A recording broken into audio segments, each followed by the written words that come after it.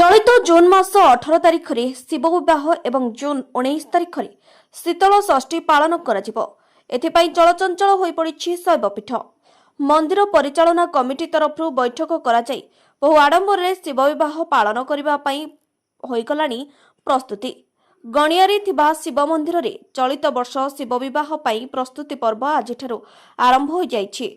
चलित वर्ष बरपिता भावे धुआमड़ा ग्रामर जितेन्द्र कुमार साहू एवं तांको धर्मपत्नी विष्णुप्रिया साहू एवं कन्या पिता भावे कणिया थोड़िया साहिर सरोज कुमार साहू एवं तांको धर्मपत्नी रंजुलता साहू मनोनीत होइछन्ति।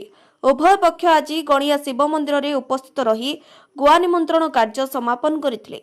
प्रभुंक निकटरे पूजार्चना कराई गुआ नड़िया प्रभुंकु समर्पण करथिले।